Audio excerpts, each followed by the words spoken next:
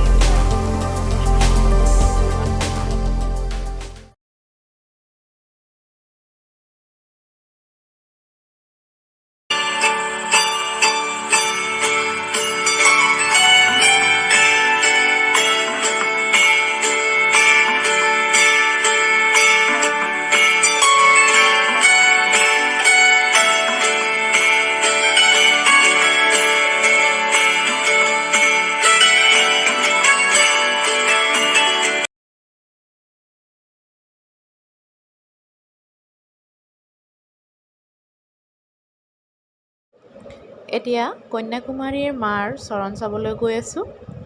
কন্যাকুমাৰীৰ মাৰ এখন চৰণ ইয়াত দেখিবলৈ পোৱা যায়।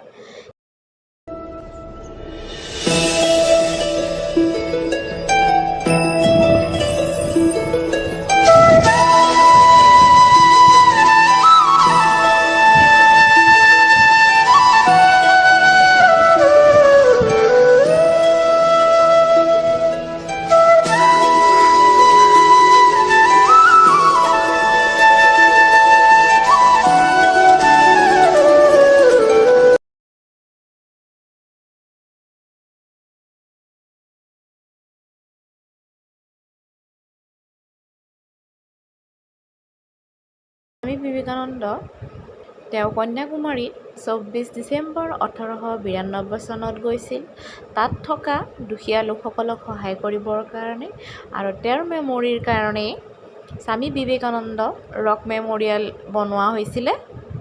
স্বামী বিবেকানন্দৰ ৰক মেমৰিয়েল 1964 চনত বনোৱা আৰম্ভ কৰা হৈছিলে। স্বামী বিবেকানন্দই 1892 চনৰ ডিচেম্বৰ মাহৰ শেষৰ ফালে 25, 26, 27 এই তিনিটা দিনত ধ্যান কৰিছিল বুলি অনুমান কৰা হয়।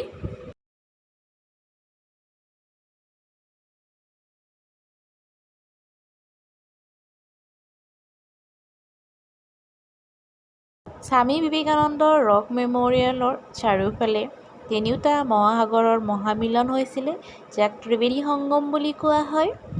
এই তিনিটা মহাসাগৰ হৈছে বংগোপমহাসাগৰ, ভাৰত মহাসাগৰ আৰু আৰৱ মহাসাগৰৰ মহামিলন হৈছিলে।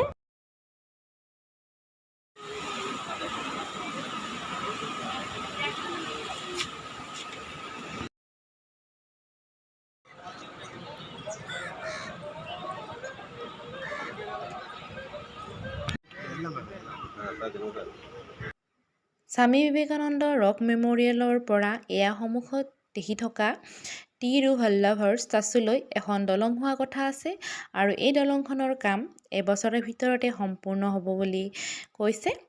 তেতিয়া বহুতো সুবিধা হ'ব স্বামী বিবেকানন্দ ৰক মেমৰিয়েলৰ পৰা তিৰুভল্লভৰ ষ্টাচুলৈ যাবলৈ।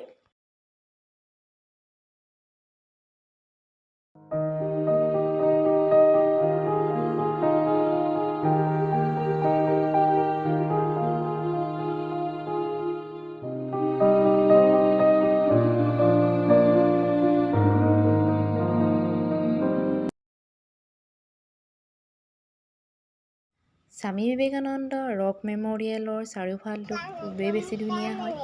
বহুতো যাত্ৰীৰ আগমন ঘটিছিলে, বহুতো শান্তিৰ পৰিৱেশ, থাকি বহুত বেছি ভাল লাগিছিলে, আহিবই মন যোৱা নাছিলে।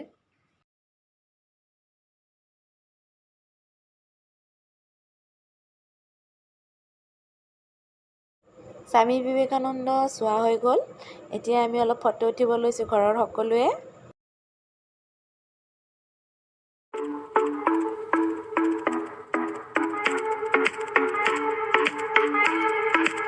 I took a pill in Ibiza to show Avicii I was cool. We don't talk anymore like we used to do.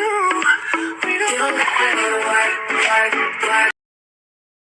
যদি মোৰ ভিডিঅ'টো ভাল লাগিছে তেতিয়াহ'লে লাইক, কমেণ্ট এণ্ড শ্বেয়াৰ কৰিব।